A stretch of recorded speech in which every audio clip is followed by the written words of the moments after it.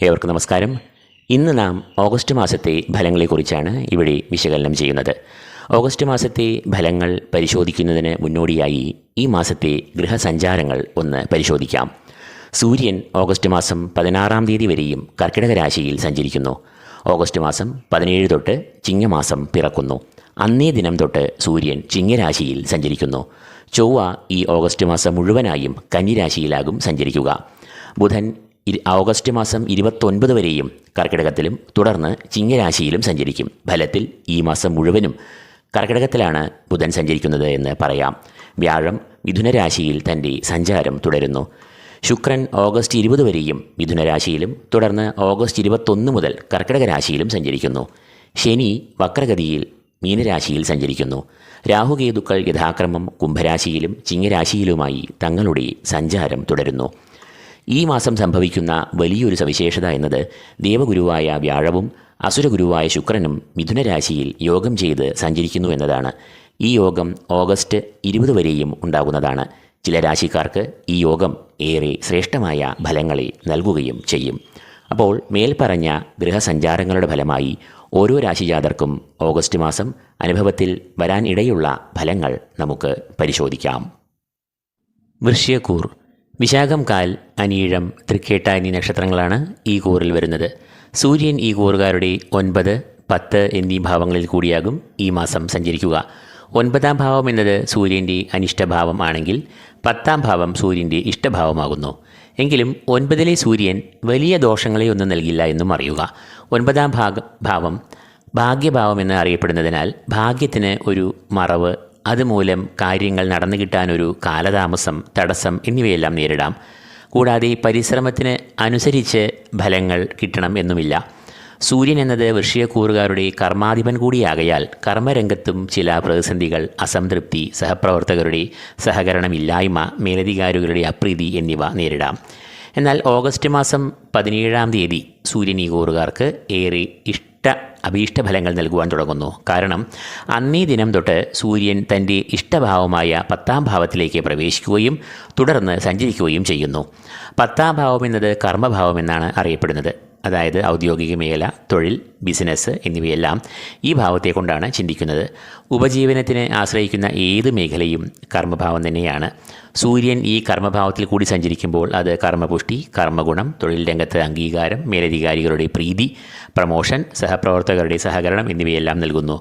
കൂടാതെ കർമ്മഭാവത്തിൽ സൂര്യൻ സഞ്ചരിക്കുമ്പോൾ അത് ആ മേഖലയിൽ ഉള്ള പ്രതിസന്ധികൾ, ശത്രുക്കൾ, വിപരീത ശക്തികൾ എന്നിവയെല്ലാം ദൂരീകരിക്കുന്നു. ബിസിനസ്സിലും ഈ സമയത്ത് പുരോഗതി, വളർച്ച, ലാഭം എന്നിവ ഉണ്ടാകുന്നു. സൂര്യൻ ഓഗസ്റ്റ് മാസത്തിൻ്റെ 2-ാം പകുതിയോടുകൂടി ഈ കൂറുകാർക്ക് ഗുണാനുഭവങ്ങളെ നൽകുമ്പോൾ ഈ കൂറുകാരുടെ രാശ്യാധിപനായ ചൊവ്വ ഈ കൂറുകാർക്ക് ഈ മാസം മുഴുവനായും ഏറ്റവും ഗുണാനുഭവങ്ങളെ നൽകുന്നു. ചൊവ്വ ഈ കൂറുകാരുടെ ധനാഗമഭാവം, സർവാഭീഷ്ടസ്ഥാനം എന്നീ പേരുകളിൽ അറിയപ്പെടുന്ന 11-ാം ഭാവത്തിൽ കൂടിയാകും ഈ മാസം സഞ്ചരിക്കുക. ചൊവ്വ ഈ ഭാവത്തിൽ സഞ്ചരിക്കുമ്പോൾ അത് സാമ്പത്തികമായ പ്രതിസന്ധികൾ ഒഴിഞ്ഞുപോയി ധനാഗമം, പല സ്രോതസ്സുകളിൽ നിന്നും ധനം, ഭൂമിക്രയ വിക്രയങ്ങൾ, കാര്യവിജയം, അഭീഷ്ടസിദ്ധി, ബിസിനസ്സിൽ പുരോഗതി എന്നിവയെ എല്ലാം നൽകുന്നു. കൂടാതെ ശരീരസുഖം, മനസ്സുഖം, തൊഴിൽ രംഗത്തും കുടുംബജീവിതത്തിലും സുഖം, സൗഖ്യം, സമാധാനം, സംതൃപ്തി എന്നിവയെ എല്ലാം നൽകുന്നു. പുതിയ സംരംഭങ്ങളിൽ ഏർപ്പെടുവാനും ധനനിക്ഷേപങ്ങൾക്കും അനുകൂലമായ സമയവും കൂടിയാകും ഇത്. ബുധൻ ഈ കൂറുകാരുടെ 9-ാം ഭാവത്തിൽ കൂടിയാകും ഈ മാസം സഞ്ചരിക്കുക. 9-ാം ഭാവം എന്നത് ഭാഗ്യഭാവമെന്ന് അറിയപ്പെടുന്നു. കൂടാതെ ഈശ്വരകടാക്ഷം, ഗുരുകടാക്ഷം, ഗുരുപ്രീതി എന്നിവയെയും കുറിക്കുന്നത് ഇതേ ഭാവം കൊണ്ട് തന്നെയാണ്. എന്നാൽ ഈ ഭാവം ബുധൻ്റെ അനിഷ്ടഭാവമാകയാൽ ഈ കൂറുകാർക്ക് ചില അപ്രതീക്ഷിതമായ കാലതാമസം, ഭാഗ്യത്തിനൊരു ഹാനി, മറവ്, കാര്യവിഘ്നം, അലച്ചിൽ, ഒരു കാര്യം നടന്നു കിട്ടുവാനായി പലതവണ പരിശ്രമിക്കേണ്ടി വരിക എന്നിവയെല്ലാം അനുഭവപ്പെടാം. വ്യാഴം ഈ കൂറുകാരുടെ 8-ാം ഭാവത്തിൽ കൂടിയാണ് സഞ്ചരിക്കുന്നത്.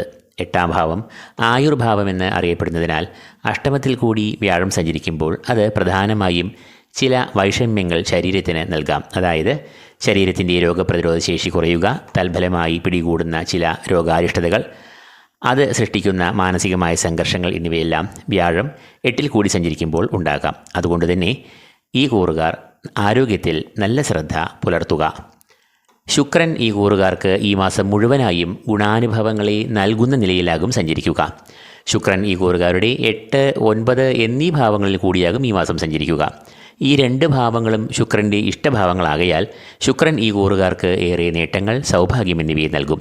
ആയുസ്, ആരോഗ്യം, രോഗപ്രതിരോധ ശേഷി എന്നിവയെ എല്ലാം കുറിക്കുന്ന 8ാം ഭാവത്തിൽ കൂടി ശുക്രൻ സഞ്ചരിക്കുമ്പോൾ അത് ഏറെ അനുകൂലമായ ഫലങ്ങളെ നൽകുന്നു എന്നറിയുക.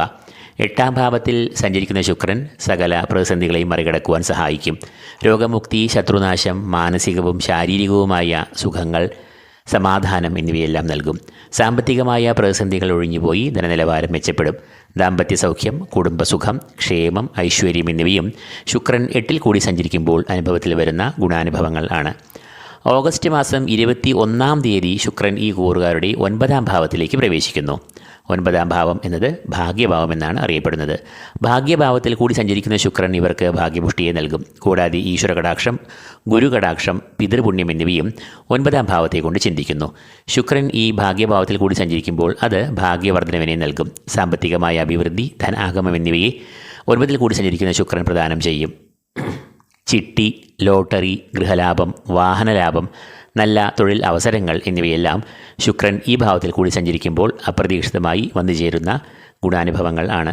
ധർമ്മചിന്തകൾ, ഈശ്വരകടാക്ഷം എന്നിവ ഈ സമയത്ത് ഏറെ വർദ്ധിക്കുമെന്നതിനാൽ ഏത് പ്രവർത്തികളിലും ഈശ്വരകടാക്ഷത്തിൻ്റെ ഒരു നിറവ് ഉണ്ടാകുകയും അവയെല്ലാം ലക്ഷ്യപ്രാപ്തിയിൽ എത്തിച്ചേരുകയും ചെയ്യും. ശനി ഈ കൂറുകാരുടെ 5ാം ഭാവത്തിൽ കൂടിയാണ് സഞ്ചരിക്കുന്നത്. 5ാം ഭാവം ഉപാസനാമൂർത്തിയുടെയും ആത്മീയ ചിന്തകളുടെയും കൂടി ഭാവമാകുന്നു. അതുകൊണ്ട് തന്നെ ശനി 5ാം ഭാവത്തിൽ കൂടി സഞ്ചരിക്കുമ്പോൾ കുടുംബദൈവത്തിൻ്റെ അല്ലെങ്കിൽ ഉപാസനാമൂർത്തികളുടെ ചൈതന്യം ഉണരും. അതിനാൽ ഈ കൂറുകാർ തങ്ങളുടെ പരദേവത, കുടുംബദേവത എന്നിവർക്കായി വഴിപാടുകൾ കഴിക്കുക. കുടുംബമായി കുടുംബക്ഷേത്രങ്ങളിൽ, തങ്ങൾ ആരാധിക്കുന്ന ആരാധനാമൂർത്തിയുടെ ക്ഷേത്രങ്ങളിൽ എന്നിവിടങ്ങളിൽ ദർശനം നടത്തുക. തൽഫലമായി കുടുംബത്തിൽ ക്ഷേമം, ഐശ്വര്യം, ധനം എന്നിവ വർദ്ധിക്കും. സന്താനങ്ങൾക്ക് മേറെ അഭിവൃദ്ധി, വിദ്യാപുരോഗതി എന്നിവ ഉണ്ടാകും. രാഹുകേതുക്കൾ ഈ കൂറുകാരുടെ 4ാം ഭാവത്തിലും 10ാം ഭാവത്തിലുമായി സഞ്ചരിക്കുന്നു. 4ാം ഭാവം എന്നത് രാഹുവിൻ്റെ ഇഷ്ടഭാവമല്ല. 4ാം ഭാവം അറിയപ്പെടുന്നത് മാതൃഭാവം എന്നാണ്. കൂടാതെ കുടുംബം, കുടുംബാംഗങ്ങളുമായുള്ള ബന്ധം, വീട്, വാഹനം എന്നിവയെ എല്ലാം ചിന്തിക്കുന്നതും ഇതേ ഭാവം കൊണ്ട് തന്നെ. രാഹു 4ാം ഭാവത്തിൽ സഞ്ചരിക്കുമ്പോൾ മാതൃക്ലേശത്തെ ഉണ്ടാക്കാം. കൂടാതെ കുടുംബാംഗങ്ങൾക്ക് ഇടയിൽ അസ്വാരസ്യങ്ങൾ, അഭിപ്രായ ഭിന്നതകൾ എന്നിവയെയും ഉണ്ടാക്കാം. മാതാവുമായും ബന്ധുക്കളുമായും ഈ സമയം മാനസികമായ അകൽച്ച, അസ്വാരസ്യങ്ങൾ എന്നിവയെ സൃഷ്ടിക്കാം. ഭൂമിക്രയവിക്രയങ്ങളിൽ ഏർപ്പെടുക, വാഹനങ്ങളുടെ അറ്റകുറ്റപ്പണി നടത്തുക എന്നീ പ്രവർത്തികളിലും ഈ കൂറുകാർ വ്യാപൃതർ ആകും. പൊതുവെ ഒരു ശരീരസുഖം, മനസുഖം എന്നിവ ഈ സമയത്ത് കുറഞ്ഞ് കാണപ്പെടാം. ഇനി കേതുവിൻ്റെ നില നമുക്ക് പരിശോധിക്കാം. കേതു ഈ കൂറുകാരുടെ കർമ്മഭാവം എന്നറിയപ്പെടുന്ന 10ൽ കൂടിയാണ് സഞ്ചരിക്കുന്നത്. 10ാം ഭാവം എന്നത് കേതുവിൻ്റെ ഇഷ്ടഭാവമല്ല. തൽഫലമായി തൊഴിൽ രംഗത്ത് ഒരു അസംതൃപ്തി, മനസുഖമില്ലായ്ക എന്നിവ ഉണ്ടാകാം. മേലധികാരികളുടെ അപ്രീതി, സഹപ്രവർത്തകരുടെ നിസ്സഹകരണം, ശത്രുശല്യം എന്നിവയും മാനസിക സംഘർഷങ്ങളെ വർദ്ധിപ്പിക്കാം. 10ലെ കേതു ബിസിനസ്സിനെയും പ്രതികൂലമായി ബാധിക്കാം. എന്നാൽ അതേസമയം 10ലെ കേതു ആത്മീയമായ ഉണർവ്, തീർത്ഥാടനം, ദൂരദേശഗമനം എന്നിവയെ എല്ലാം ഉണ്ടാക്കുകയും ചെയ്യും. അപ്പോൾ വൃശ്ചിക കൂറുകാർക്ക് ഈ മാസം രാശ്യാധിപനായ ചൊവ്വ, കളത്രഭാവാധിപനായ ശുക്രൻ, ശനി എന്നിവർ വളരെ അനുകൂലരായി ഗുണാനുഭവങ്ങളെ നൽകുന്നു. സൂര്യൻ മാസത്തിൻ്റെ ആദ്യ പകുതിക്ക് ശേഷം ഏറെ ഗുണാനുഭവങ്ങളെ വിശേഷിച്ച് കർമ്മമേഖല, ബിസിനസ് എന്നിവയിൽ നൽകുന്നു. എന്നാൽ ബുധൻ, വ്യാഴം, രാഹുകേതുക്കൾ എന്നിവർ പ്രതികൂലരായും ഭവിക്കുന്നു. എന്നാൽ ബുധൻ്റെ 9ലെ അനിഷ്ടഫലങ്ങളെ ശുക്രൻ 9ൽ അനുകൂലനായി സഞ്ചരിക്കുകയാൽ ഒട്ടൊക്കെ തടുക്കുന്നു. കേതു 10ൽ പ്രതികൂലനാകുന്നു എങ്കിലും സൂര്യൻ ഇതേ 10ാം ഭാവത്തിൽ പ്രബലനായി സഞ്ചരിക്കുന്നു എന്നതിനാൽ കേതുവും ദോഷങ്ങളെ ഇവർക്ക് ഈ മാസം നൽകില്ല. അതുകൊണ്ട് തന്നെ വൃശ്ചിക കൂറുകാർക്ക് ഈ മാസം ശോഭനമായ ഒരു മാസമായി ഭവിക്കുന്നതാണ്. ഇതോടുകൂടി ഈ വീഡിയോ ഇവിടെ പൂർണ്ണമാകുന്നു. ഈ വീഡിയോ നിങ്ങൾക്ക് പ്രയോജനകരമായെങ്കിൽ ലൈക്ക് ചെയ്യുക, നിങ്ങളുടെ പ്രിയപ്പെട്ടവരുമായി ഷെയർ ചെയ്യുക. കൂടാതെ ഈ ചാനൽ സബ്സ്ക്രൈബ് ചെയ്യാത്തവർ സബ്സ്ക്രൈബ് ചെയ്യുക. ഏവർക്കും ഈശ്വര കടാക്ഷങ്ങൾ നേർന്നുകൊണ്ട് നിർത്തുന്നു. നന്ദി, നമസ്കാരം.